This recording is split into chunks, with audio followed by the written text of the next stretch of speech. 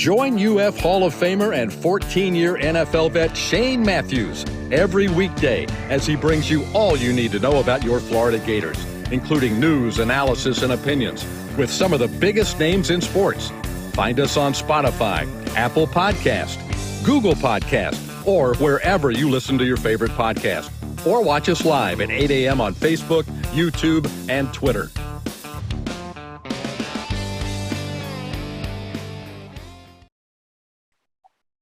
Good morning. Welcome to a Thursday edition of the program. It's Potto and Matthews in the morning from the Crime Prevention Security System Studios. Large enough to serve you, small enough to care. Glad you're along for the ride.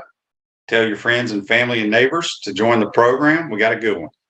It's Thursday. That means we got our college football analyst, Brent Beaird. He's got a lot to talk about and cover. And then we'll have our Baker Sporting Goods High School Roundup, second portion with marvelous Marty Pallman from the prepzone.com. Tomorrow's program, we will have JC. We'll do our Peachland Dental picks for the weekend. We'll also have Josh Newman, Salt Lake City reporter, covers the Utah Utes, will join us as well. But let's go ahead and head to the Titan MR hotline, and we're joined by Brent Beaird, who is already breaking down his Heisman Trophy contenders. Good morning, Brent. How are you? I tell you what, this is like Christmas Eve to me when you've got the games that we've got tonight. And listen, it's just so wonderful. Thursday, Friday, Saturday, Sunday, Monday. This is really the way it ought to be for college football every week. Yes, but look, I mean, you've got West Virginia and Pitt tonight at 7, Penn State at Purdue at 8. You've got Ball State at Tennessee on the SEC network, and you've also got a game. UCF plays South Carolina State. Now that's on ESPN Plus. On that one, on ESPNU tonight is Louisiana Tech at Missouri. So we'll be able to see not one but two SEC teams. And I tell you what, I give the Big Ten a lot of credit that they're not afraid to play conference games on the first Thursday night. So Penn State, Purdue, and West Virginia Pitt will be a lot of fun. So it is. So Santa's coming down the chimney any minute, Shane. Okay. He really is. Speaking of the backyard brawl, they haven't played that in quite some time, right? Yeah. This used to be a game where they played every year, but this is the first time in a while. So the game's at Pitt, and the big thing about this game is that you've got the West Virginia quarterback is J.T. Daniels. Mm-hmm. Oh, yes, that one from Georgia, which would be interesting. Graham Harrell is the OC that will be trying to get Daniels going. And then Kenan Slovis for Pitt used to be with USC. So that I won't spend a lot of time on it, but just wanted to say that's going to be a lot of fun. And then Penn State at Purdue, Aiden O'Connell, who is a Heisman Trophy candidate, really good quarterback. I'm curious if you've seen him. And Sean Clifford for Penn State, who probably made the news this summer more for the labor union possibility than he did for his own throwing the football. No doubt. Before we jump into what's going on in college football, real quick, getting a ton of texts. Titan MR hot. I'm so confused today. It is Facebook Live messages brought to you by Mellon Law. Everybody's surprised about Lorenzo Lingard being left off the depth chart. He's number 4 behind 3 other running backs. I'm not surprised one bit. Not one bit. I've told y'all the 2 main guys that are going to get all the carries are going to be Naquan Wright and Montrell from Louisiana. They're our 2 best running backs. Joseph says here, and I can't tell you how many people brought this up to me yesterday on different shows and stuff that I was on, Brent, that Florida, if you compare the rosters of this game, Florida has 5 5-stars, 41 4-stars, and Utah only has 14 4-stars. Take that for what it's worth.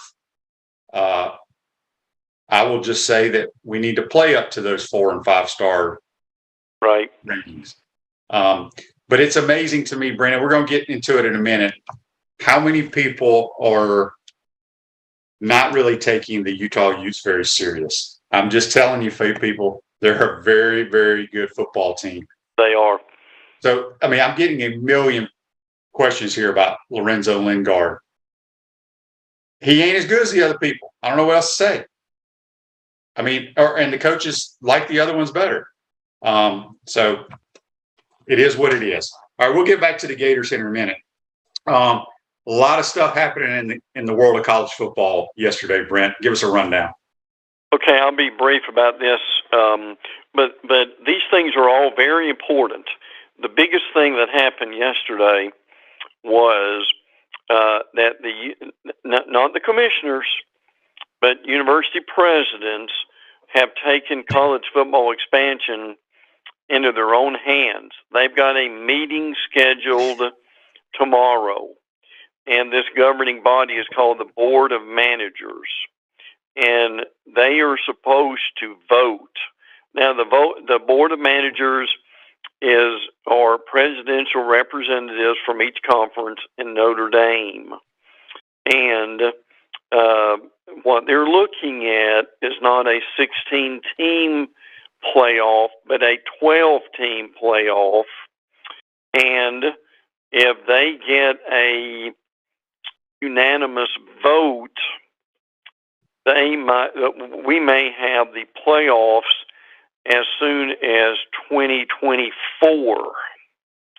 Now, a lot of this is speculation right now until we see what's going on. Shane, here's the bottom line for this. These presidents are not happy with these commissioners because they are leaving money on the table. The playoffs, I give Sports Illustrated credit for that. The expanded playoff spots would bring in additional $450 million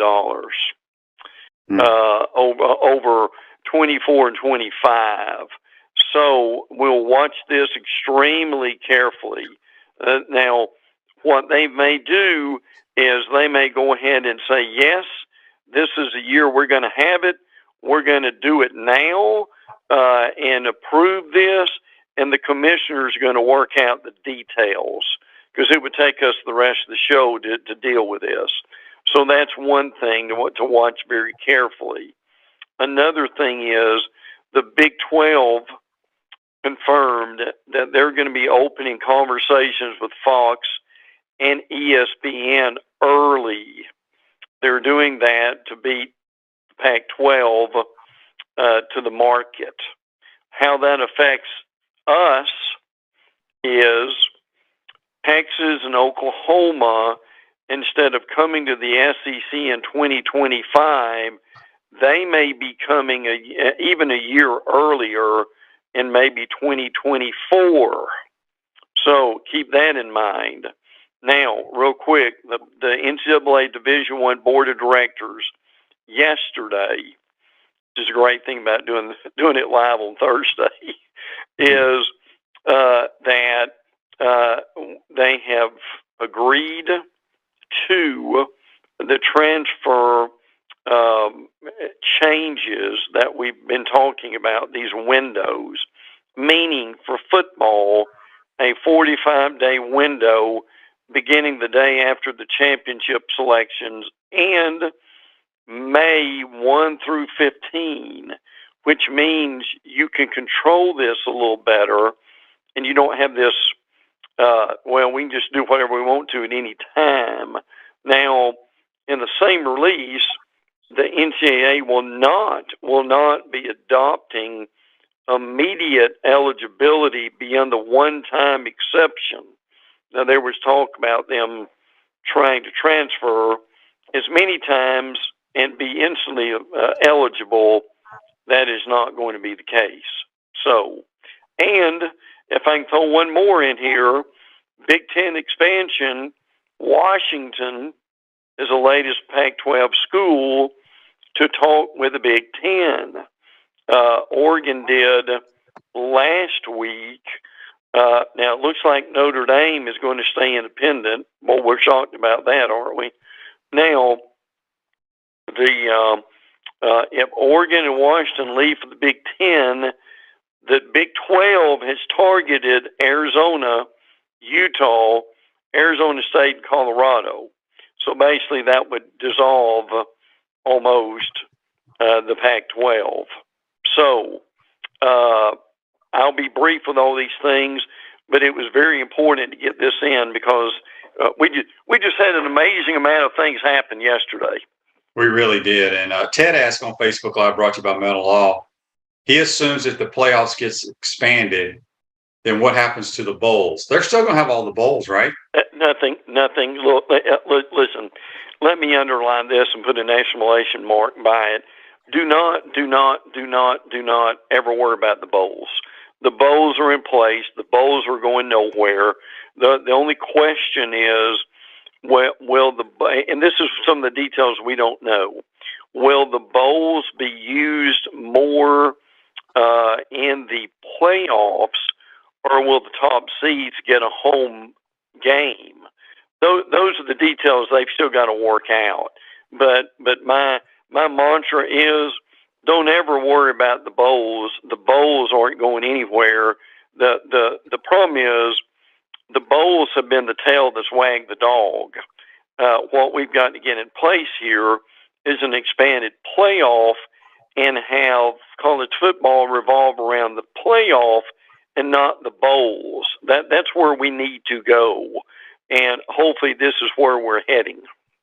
Cynthia asked on Facebook Live, Brent, Utah's number 7. Why isn't Florida ranked? You want to answer that, or you want me to answer? Well, look, everyone and their brother, polls, magazines, and so forth, have Utah as a top 10 team, and they deserve to be a top 10 team. Mm-hmm. And that because they've got a very experienced roster, and they've got some really good players that we'll talk about. Florida right now, look, Florida's a good team. Florida can be a really good team by the end of the year with this coaching staff, who I believe in strongly. But again, as Shane and I have said for months now, you've got to give them time to gel, and you've got to give them time to bring their players in. There's only so much you can do in a few months, and I think what Napier has done in a few months, to me, has just been unbelievable, frankly. But I mean, Shane, is that a fair assessment? I mean, Whittingham's been there for 20 years, and that they've recruited well, and Florida needs time to catch up with that. They're a very good football team. That's why they're number 7 in America.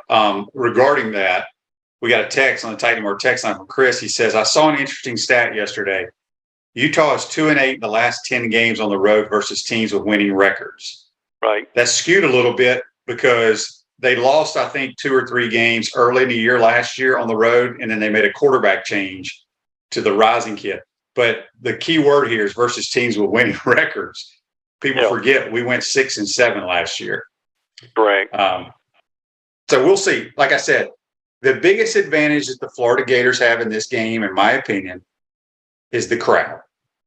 It's not the humidity. It ain't the weather. Right. It's the crowd. Right. Because, Brent, I brought this up this week on my show, and I don't know why it took me all summer to think about it. And I brought it up yesterday. Why in the National Football League you never hear people talk about the weather when they go play the Dolphins or when they go play the Jags or the Bucks? Right. It ain't that big a deal. No.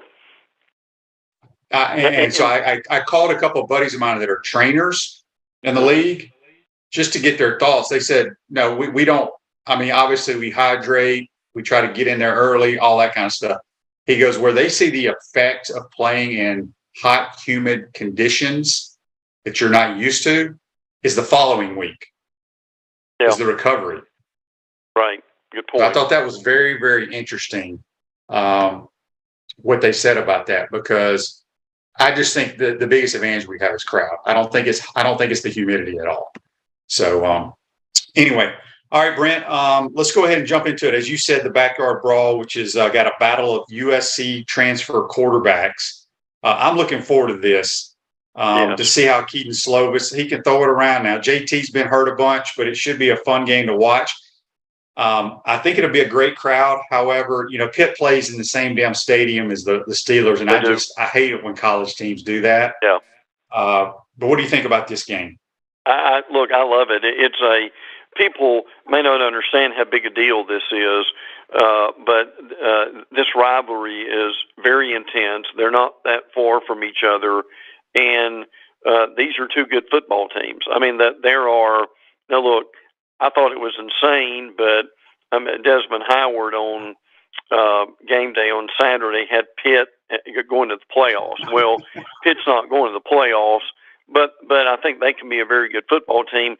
Pitt probably, we need to watch this tonight, Pitt probably has the best defensive line in the ACC next to Clemson. So, but I'm with you, Shane. The pageantry and all the tradition and all that, stuff like that matters still in college. In a game like this, it will be really something to behold tonight. Yeah, Joseph had me laughing here on his Facebook Live comment. He said, "I can't believe people think we should be ranked. Our fan base might really be delusional." It's true. It's true. The other big game in the Big Ten tonight is Penn State at Purdue. I'm a huge Jeff Brom guy. I think he might be the best play caller in America. Mm-hmm. And I think they're going to upset the Nittany Lions tonight. Well, and keep in mind, too, Penn State comes to Auburn in mid-September. So that's going to be very interesting. This Purdue team is really good also. So, and again, as we mentioned, quarterbacks Aiden O'Connell and Sean Clifford, Penn State's won the last 9 meetings in the series, but tonight should be a lot of fun. And Shane is at Purdue, so that makes it even more interesting. Yeah, I like the Boilers tonight. They got a quarterback that can throw it around that nobody knows about, but they do so much good stuff in the passing game. It's crazy. Brent, I want to get your thoughts on what Jim Harbaugh is doing. He's got a kind of a quarterback battle going on. If our listeners aren't familiar with it, he's going to start one kid week 1, start the other kid week 2, and then decide for week 3 who his starting quarterback's going to be. I kind of get it, but I don't agree with it because I don't know who the opponents are, but it's not a fair assessment. One team may be a little bit better than the other. Well, we can count on Harbaugh doing something unusual, but I mean, look, the good thing for them is at least they've got the ability and the opportunity to do that. I mean, I don't have any trouble with playing 2 quarterbacks. I mean, you can't do that the whole year and rotate them. That Coach Spurrier did, but now they're playing Colorado State, Hawaii. My goodness, UConn. Yeah, Colorado State, Hawaii, and UConn. Yes, Hawaii is awful. So, Shane, when you're playing those 3, you can pretty much play everybody you want to. So, I mean, that not everybody's able to do this. That's a real advantageous schedule for Michigan. Yeah, but I think the fairest assessment, if you want to evaluate your quarterbacks, if you can't decide who's who, I was talking to Coach Spur about this the other day. Play one kid the first half, the other kid the second half, and then rotate them the next game. So everybody's playing against the same people. So, we'll see. What are your thoughts about this Sarkisian? Well, first of all, the whole depth chart thing, I can't tell you, like getting on Twitter, people, all the craziness about the depth chart. Doesn't matter if it's the Gators or another team. Everybody wants to see the depth chart. Sure. Why is that? I've never understood that. Well, I mean, if you're in the media, you certainly want to see one. But look, the thing we're talking about here is Steve Sarkisian said he's not going to provide a depth chart before the season opener, and may not even provide one the whole year. Now, look, my thing with this is, someone please tell me how not providing a depth chart is going to win you a game or two. I've never understood that. But people love depth charts. Fans do, media certainly do, just to be able to keep up with folks. And look, I know it changes, and even if he doesn't provide one or not, I mean, the media is going to figure out who's in the two deep after the first game, and that they'll be up there on websites and things like that. So, but a lot of this is the secrecy that coaches want before, particularly for the first game or the first couple of games. So they kind of play this game for a while, but I think after a game or two, they will have a depth chart. Are you in the market to buy or sell your home? Doreen Weeby, a realtor with Caldwell Banker M. Paris, provide you with fast, friendly, reliable service. Give her a call today at 352-562-1411 to help your dreams come true. Speaking of our college football analyst, Brent Beaird, on the Titan Mar hotline, we'll have marvelous Marty Pallman from the prepzone.com later in the program talking high school football. All right, Brent, let's move around the SEC. Alabama's going to get their home opener against Utah State, who's not a bad team. They struggled a little bit early against UConn last week. Right. Anybody out? Are they going to hold anybody out for this game? At this point, Alabama is fairly healthy. This is a game at home. It's not neutral site, which they're used to doing. Kobe Prentice is one of the young freshmen wide receivers. They're really excited about this kid. He actually is in the two deep depth chart. So Jermaine Burton from Georgia will be given, first time you'll see him in Alabama uniform. Bama's still got a few guys. Eli Ricks from LSU, the transfer, not sure how much that he's going to play. Kareem Jackson has a groin injury. He could be very limited too. Backup quarterback's going to be interesting. Jalen Milroe and Ty Simpson to kind of see where that's going. Maybe Jalen Milroe because he has the most experience right now. Jace McClellan at running back. He's 100%. They're a pretty good job right now. JoJo Earl will not play because he broke his foot. Aaron Anderson, a wide receiver, has a knee injury. Tyler Harrell, the Louisville transfer, has a sprained foot. So it'll be interesting how he plays too. But overall, Bama's in decent shape for this game, yes. Arkansas plays host Cincinnati, which this game to me, I think is flying under the radar. Nobody's talking about it, and I think it'd be a heck of a game. Since he loses Desmond Ridder, he's playing for the Falcons now. We know what Luke Fickell's done with his program. You got to think they're going to take a step back a little bit. What do you see happening up in Fayetteville?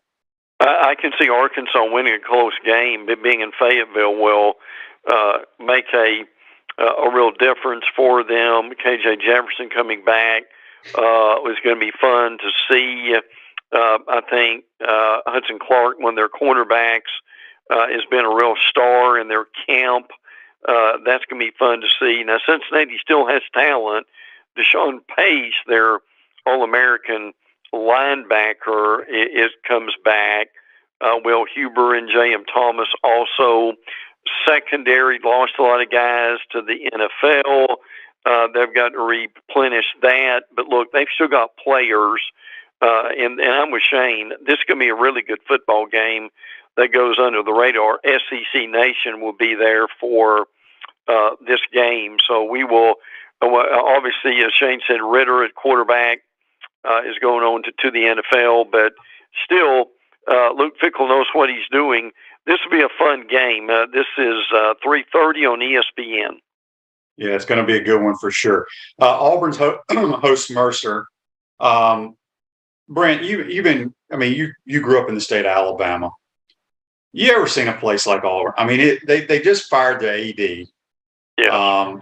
Basically, what I'm assuming is a couple of boosters didn't like him, so they got him out of there. What the hell's going on there?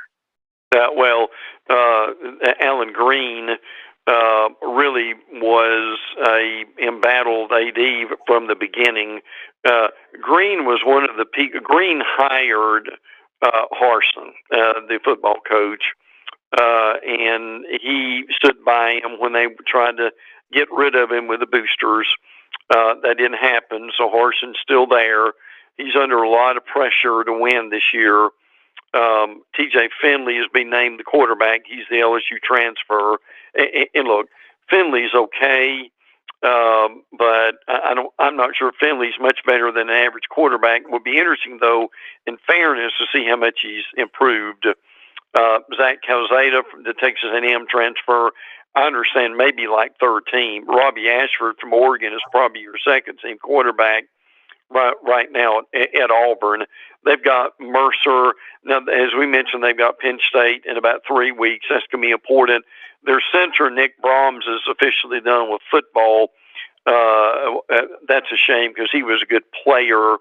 But I'll be honest with you. I think Auburn could be better than people give them credit for along the line of scrimmage, and defensively he's going to keep them in a lot of games. But they, as Shane said, they keep shooting themselves in the foot by making dumb decisions, either with football coaches or athletic directors.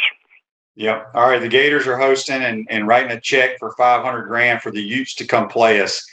I really think this is one of the most intriguing games all week long. Just your thoughts, notes on the Florida-Utah game. Yeah, I will be there. I can't wait for that.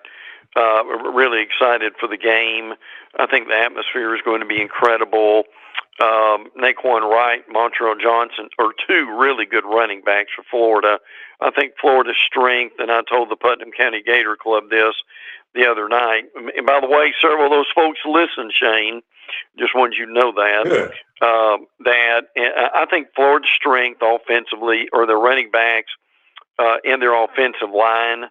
The receivers, I think, is a pretty good group. They've just got to step up and improve. I think that's going to be necessary, obviously. But again, I cannot emphasize more. This is a really good football team in Utah. Cam Rising is a really good quarterback. Taven Thomas is a 1,000-yard rusher, good tight end, and Dalton Kincaid. They really like him. Sophomore defensive end Van Figler is another good one. Their defense is good. Also, and I won't go into all these names, but the reality of it is, matter of fact, the Abate from Florida, people may remember, he is their linebacker also. And Shane, I'm just telling you, I think this thing's going to be extremely close. And Florida, frankly, to me, is going to be very fortunate to win this game. This is the biggest opener in a long time. It's a real challenge for them all the way around. I get the road record for Utah. I mean, they lost last year at BYU, at San Diego State, at Oregon State, among those. So this is going to be a heck of a game. Can't wait to be there. Can't wait to hear you on the call. So it's going to be, hopefully the weather will cooperate, and it's going to be a great Saturday night. Yeah. Greg asked, does Florida get $500,000 to go play Utah next year? They will be. Anytime you go to a venue, that school is paying you something. Right. So I don't know what we're going to get. It's probably the same. But we'll worry about Utah going out there into the altitude next year, which is going to be way more difficult to deal with than humidity.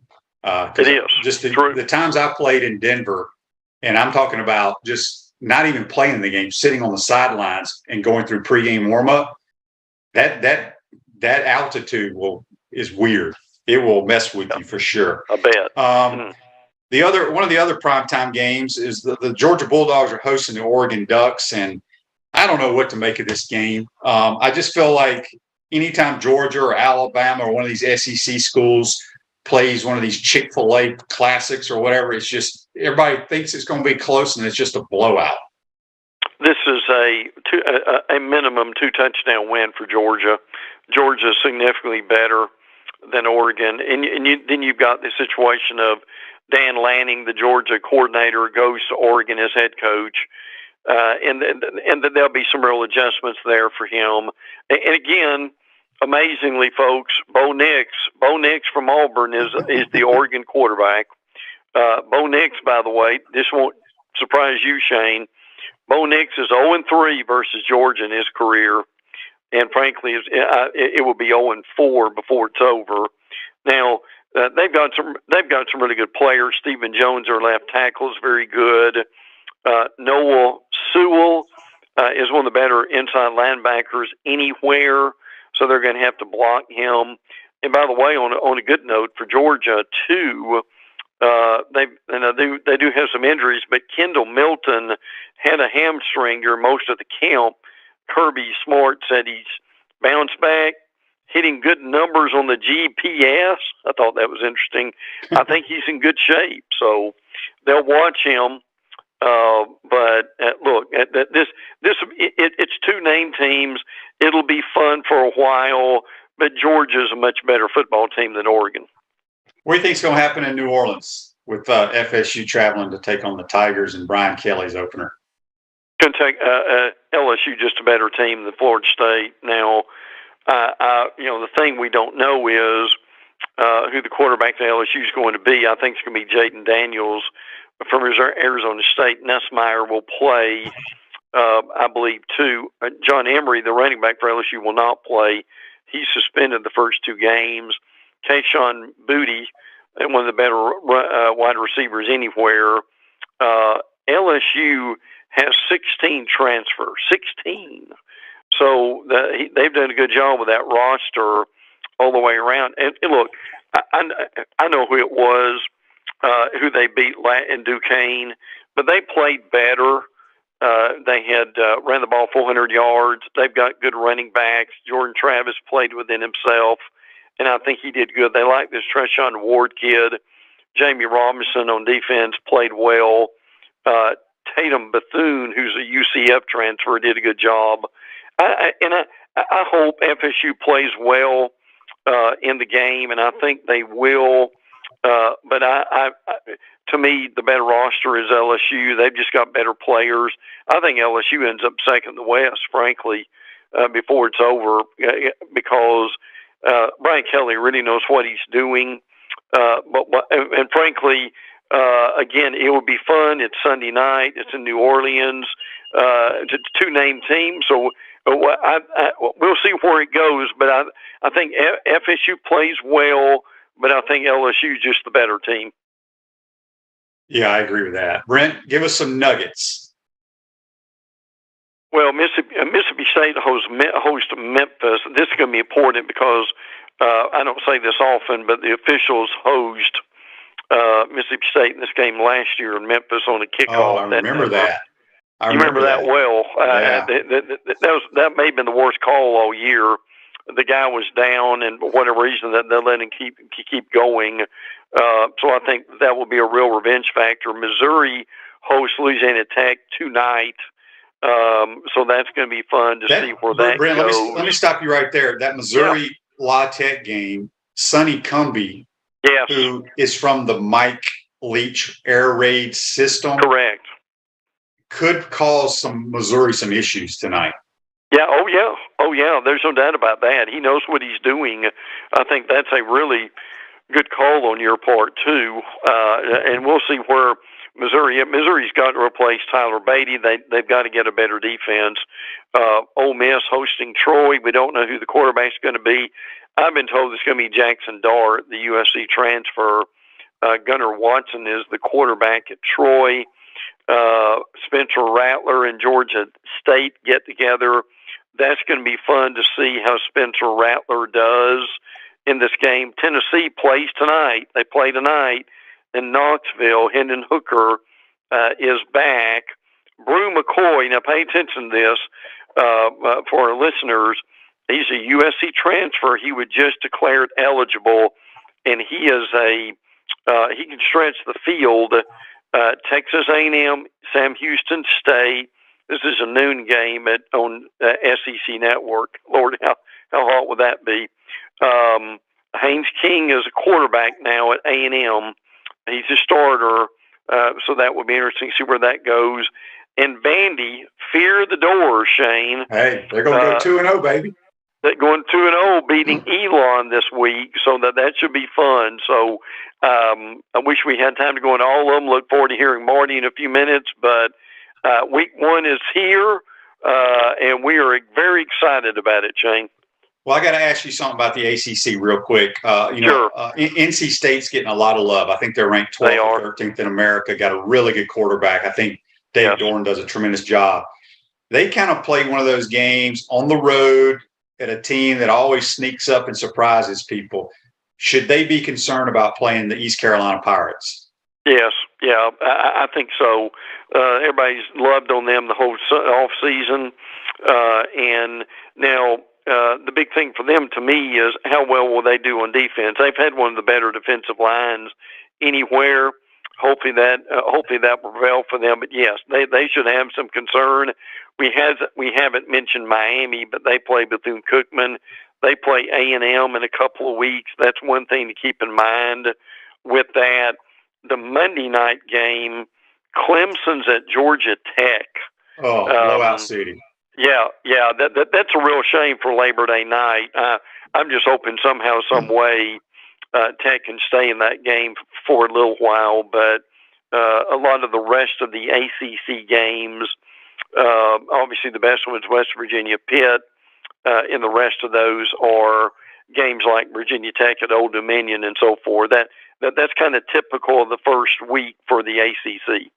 Brent, I want you to hear this day in sports real quick. It's brought to you by our good friends at Comfort Temp. Comfort is our business. Peace of mind is our promise. Give Comfort Temp a call, 352-376-2366. In 1984, Willie Satellite Totten of Mississippi Valley State throws for a Division I AA record 536 yards and 9 touchdowns in an 86-0 win over Kentucky State. Jerry Worrell Rice catches 17 passes for 295 yards and 5 TDs and breaks his own Division I AA record of yardage and pass receptions. The reason I brought that up, my dad and I went to a game in Jackson, Mississippi when Valley played Alcorn, and they had a DB named Isaac Holt. And it was unbelievable. The atmosphere was unbelievable. I think me and my dad were the only white people in the building, but it was awesome. And I don't know if you ever remember hearing about Willie Totten to Jerry Rice back in the day. You remember that? Oh, yes. Yeah, absolutely. I think you said 17 catches in one game. I mean, Shane, that's what some guys do. Maybe not even in a season. So that's amazing. Listen, I forgot to mention this. Keep this in mind. Nebraska's Scott Frost this is bizarre. On October 1, his buyout goes from $15 million to $7.5 million on October the 1st. So hopefully by then he's turned it around a little bit at Nebraska. Yeah, they got kind of some easy games supposedly coming up. But Brent, great stuff. We'll see you Saturday night in the press box. Football is here, and I can't wait to hunker down tonight and watch some games. They're going to be fun. Absolutely. I can't either. Look forward to hearing Marty coming up in a few minutes, too. Yes, sir. That's Brent Beaird, our college football analyst. Join us on the Titan More Hotline. Take a quick timeout. Come back. We'll be joined by marvelous Marty Pallman from the Prep Zone, talking a little high school football in the Baker Sporting Goods High School Roundup. We want to take this moment to thank all our sponsors who keep the show going and pay the bills. Our premium sponsors are Crime Prevention Security Systems, large enough to serve you, small enough to care. Titan MRI, Gainesville's only locally owned and operated MRI facility. Meldon Law, the only official law firm partner of the Florida Gators. Peachland Dental, Gator Nation's first choice for dentistry in Port Charlotte. Comfort Temp, comfort is our business, peace of mind is our promise. QC Kinetics, live pain-free with QC Kinetics. Our gridiron sponsors are Auto ER, UF Bookstores, Celebration Point Town Center, Chris Doring Mortgage, Silverback Concrete Co., Ruse Ogra State Farm Insurance, Doreen Wiebe Realtor Caldwell Banker MM Parish. Our touchdown sponsors are Campus USA Credit Union, Adams Rib Company, Gator Dominoes, Celebrate Primary Care, Gator Bait Media, Okido America, Style Cuts, Ironwood Golf Course, Big Mills Cheesesteaks, MB Listing, McDonald's of Gainesville, 84 Lumber, Tropical Smoothie Cafe, Avra and Smith, Dowling Signs, Baker's Sporting Goods, Silver Cube Billiards and Sports Bar. If you are interested in promoting your business on the show, visit potupwithshane.com and click the Advertise button. Again, thank you to all the great businesses that support the show. If you like what we are doing here, make sure you follow us and support the businesses that support us. Pro football legend Emmitt Smith understands your joint pain. It does not surprise me that there are a ton of people out there that's in pain. That's why Emmitt is such a proponent of QC Kinetics, offering real lasting joint pain relief with non-surgical, all-natural biologic treatments. Whether it's a joint pain, ankle pain, shoulder pain, neck pain, back pain, hip pain, any kind of pain, the body eventually will break down when it's under that much stress. That stress can cloud your judgment to the point that you'll just say yes to the scalpel or yes to another prescription of pain pills. But maybe it's time for a second opinion from QC Kinetics. The reason why I would recommend this is because the natural biologics that QC Kinetics is providing you gives your body a chance to naturally heal itself. Restorative, regenerative solutions are here. Get lasting relief and live your life. Call QC Kinetics 352-400-4550. That's 352-400-4550. QC Kinetics 352-400-4550. Welcome back to the Crime Prevention Security System Studios, large enough to serve you, small enough to care. Celebration Point, where the Gators go to celebrate with premium brands like Escape Apology, F45 Training, Regal Cinemas, Dave & Buster's, Nike, Prime and Pearl, and the HBC's restaurant Spurrier's Gridiron Grill, which is now selling Head Beer Coach American Lager in 16-ounce cans, folks. You can get the Head Beer Coach beer at Spurrier's Visors Rooftop and at Gator games at the Swamp. We will see you at Celebration Point, where the Gators go to celebrate. We're going to head to the Titan More Hotline now, and I bet this guy can't wait to get his hands on a 16-ounce Head Beer Coach beer. How you doing, Marty Pallman? Hey, good to be with you. Yeah, the Head Beer Coach. I like that. That's a great name. Yep. So they'll be selling that Saturday night in the Swamp, and I bet it'll be the top seller, no question. But if you go get you a couple of Head Beer Coaches, make sure you grab you a couple of waters as well, folks, because it's going to be a hot one for sure. Marty, we're pretty much week one of high school football is over with. I don't think there were really any surprises that I can think of. Well, there might be one. Just tell me how you thought it. The games you covered. Any surprises? You say there might be one. I'm going to guess.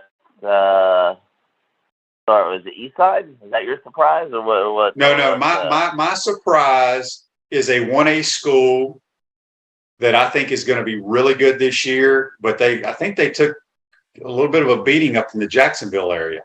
Union County, right. Union County. I don't know what happened there.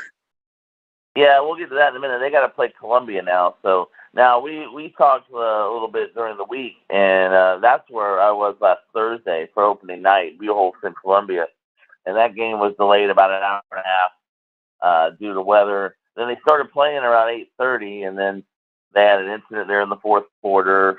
Everyone had to evacuate Citizens Field, but it was okay. Nothing really happened. But yeah, it was a long night, but, Bulldogs won that game pretty easily. And, we were talking about Columbia. They're going to Union County trying to avoid going 0-2, but they didn't really play well offensively at all last week. They were not. They're not very good on offense. I'll just tell you that. No. They're not very good.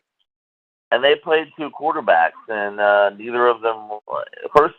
Second quarterback threw a touchdown and threw a pick six. So it was one of those nights. But yeah, Bulldogs looked good defensively. On both sides of the ball. They're gonna be hosting Sarasota Riverview this week. That's tomorrow night's game.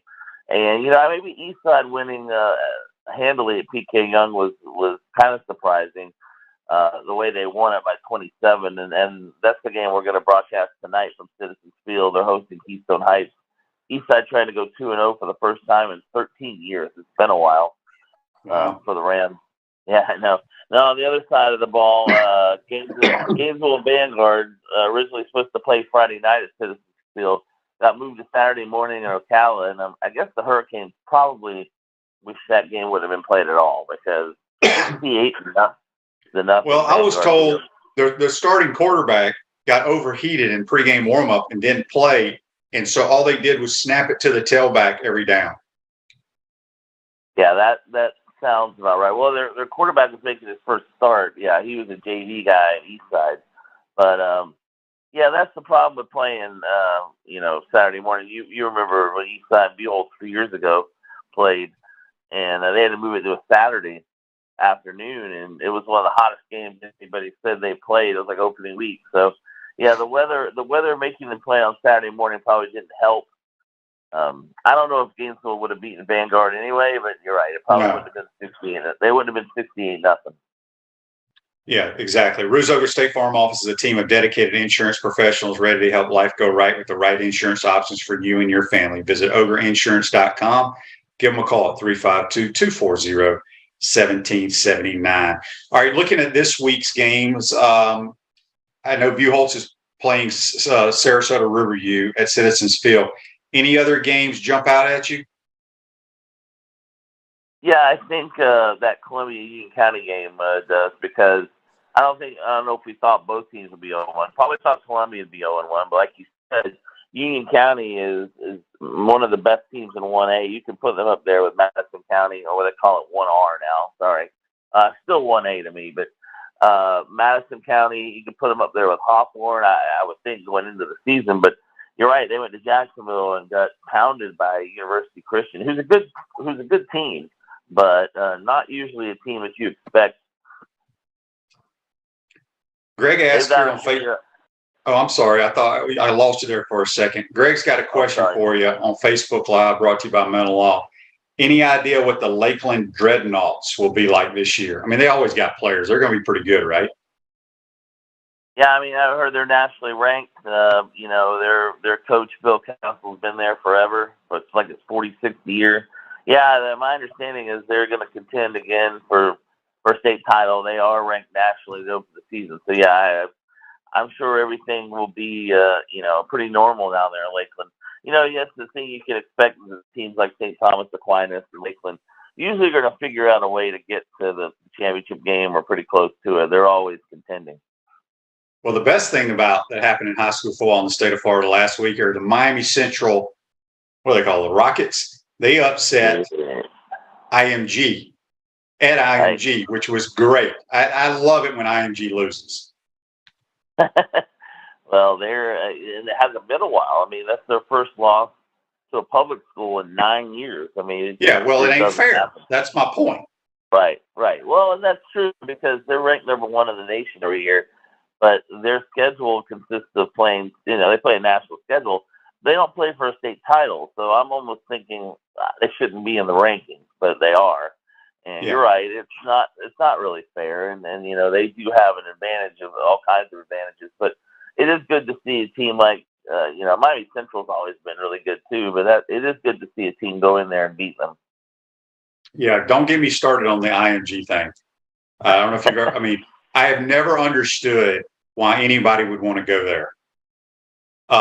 Because if you go there now, they have kids on the team there that are just regular paying customers, so to speak, that are on the teams, and they may be paying for everybody's tuition, but it just drives me insane that a kid wants to leave his hometown school with all his buddies he grew up with to go down there to play for nothing when you could be at home playing with your buddies that you're going to build lifetime memories the rest of your life. I just don't understand it. I never will. And it just makes no sense because if you go to IMG, you already have offers. It's not like you're going to go to IMG to get offers. You know what I'm saying? Yeah. So I despise the place. You're right. It doesn't really help you any. If you're going there, you already know you're going to be playing high D1. Yeah. And you're basically leaving your homies back home high and dry. Joseph has a question for you here on Facebook Live, brought to you by Melon. Who is your surprise 1A team? Oh, he's asking me that.